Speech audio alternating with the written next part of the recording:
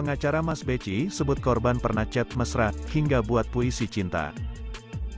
Sidang dengan agenda kesaksian terhadap terdakwa Mas Beci kembali digelar di PN Surabaya. Dalam sidang kali ini, pengacara Mas Beci menyebutkan beberapa kejanggalan korban. Kejanggalan yang dimaksud diantaranya adalah, adanya chattingan mesra hingga surat pernyataan meminta izin menikah dengan terdakwa pada orang tua Mas Beci alias Pak Kiai.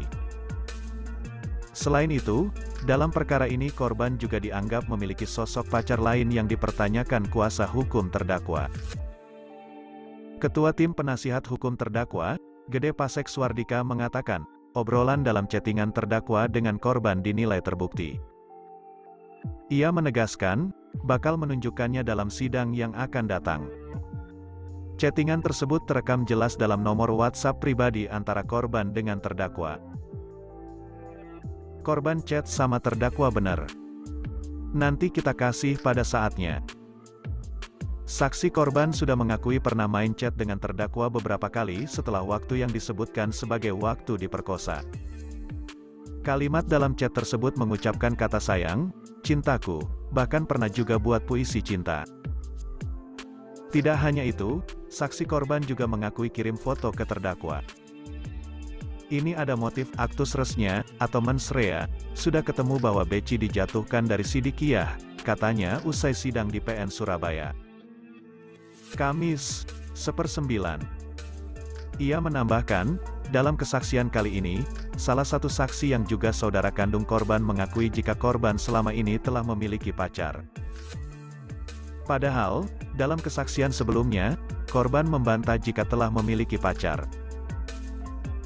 Saksi korban mengakui hanya dekat dan GS yang naksir bukan dirinya. Tapi kakak korban mengakui kalau adiknya pacaran dengan GS hanya tidak tahu kapan putusnya.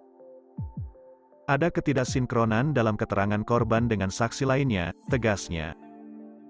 Ia menambahkan, saksi kedua dianggapnya tidak memiliki korelasi atau hubungan dalam perkara yang didakwakan. Saksi kedua lebih menjelaskan tentang masalah keorganisasian dalam organisasi yang dipimpin oleh terdakwa selama ini. Bahkan, dalam kesaksian saksi tersebut justru membongkar fakta lain yang lebih mengarah pada keinginan untuk mendongkel Mas Beci dari kursi ketua umum dan menggantikannya dengan orang yang dijagokan. Saksi yang satu mengungkapkan adanya motif rebutan organisasi OPSID, Organisasi Pemuda Sidikiyah, di mana terdakwa sebagai ketua umum dan beberapa kelompok yang getol bergerak menjatuhkan terdakwa. Mereka punya calon yang diinginkan untuk kuasai OPSID dan ujungnya adalah agar terdakwa jauh dan jatuh dari Sidikiyah. Jadi lebih seperti barisan sakit hati yang tidak ada hubungannya dengan perkara ini, tambahnya. Terlihat bagaimana surat pernyataan urusan organisasi dan lainnya lebih banyak dibicarakan. Sementara saksi tidak tahu peristiwa yang dialami korban. Saksi ada di Kudus sementara kejadian di Jombang. Saksi-saksi begini saja yang disajikan, jaksa, sampai saat ini, tambahnya. Sementara itu, jaksa penuntut umum, JPU Tengku Firdaus menyatakan, apa yang diutarakan para saksi dalam persidangan kali ini dianggap makin menguatkan dakwaannya. Meski, di satu sisi ia tidak dapat membuka percakapan atau keterangan para saksi dalam sidang yang digelar secara tertutup itu. Pokoknya keterangan saksi cukup memperkuat pembuktian. Isinya gak bisa disampaikan. Saksinya yang tahu dan mendengar sendiri, ucapnya.